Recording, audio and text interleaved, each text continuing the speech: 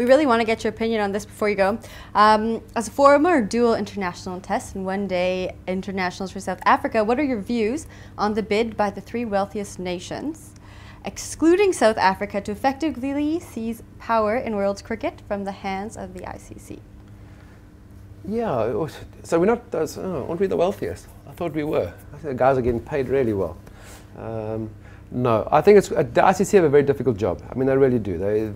It seems to be warring factions now all over. It's a bit like Survivor. You know, you've got this guy on this team and you're forming alliances and suddenly you've changed your alliance. So it's a difficult job to have. I mean, I was recently in Abu Dhabi and I saw Dave Richardson, who was a former teammate of mine, who was up with the ICC.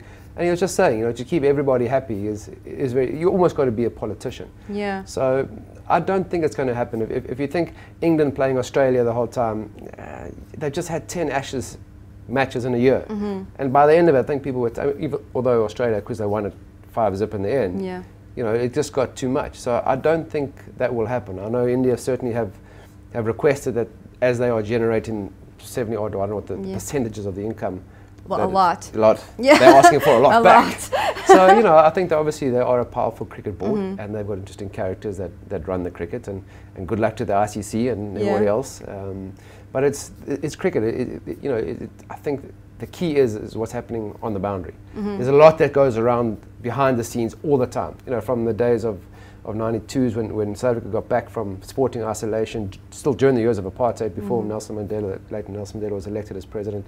There was a lot of wheeling and dealing going on behind the scenes. And I think that's going to happen. I think politicians, cricket boards, they're all going to do their thing. As long as the players get the opportunity to get out there and express and show their skills, I think the game is in a really good state. So I'm looking forward to see what happens. Okay, well, if it does happen, the effect could well be that the Proteas end up playing minnow countries more and have very little activity against the big three. What's your opinion on that? Wouldn't that be very damaging to gaming here? Well, I think, you know, South Africa are a popular team, obviously not with the same following as India. And it's disappointing to have only played 2 tests, certainly against India. And there are reasons for that. But to play Australia, you know, the same thing has kind of happened where we've refused to go down, or Australia refused to come to us over Boxing Day, because for us, same summers we share. Touring England, obviously, we're a big draw card. You know, a lot of South Africans living in the UK.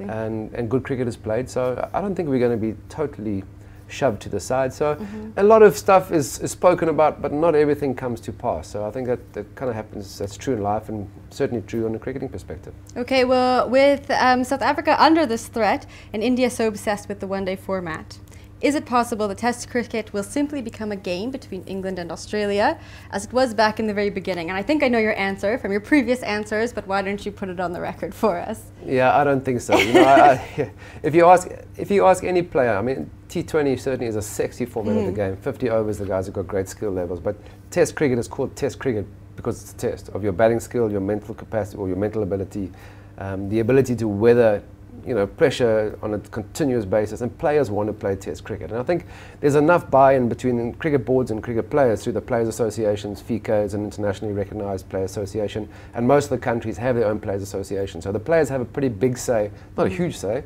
but a pretty big say in what happens on a cricketing front. So I think the players still want to play Test cricket, and that is the key. If they weren't wanting to play, then you might see a death of Test cricket. But 5-day cricket is the ultimate test.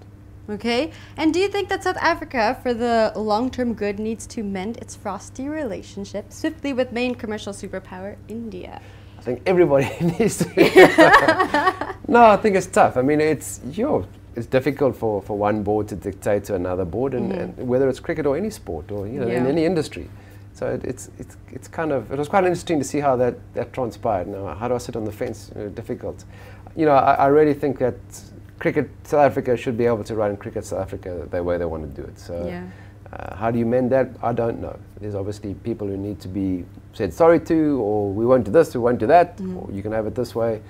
But yeah, I think India is an important, not ally, but certainly somebody who's you want to be able to say we have good relationships with, because they're great opportunities, not just for test playing cricket and for the money that comes through to the game, but to send youngsters out to India. I mean, you grow quickly when you play in those conditions, coming from South Africa.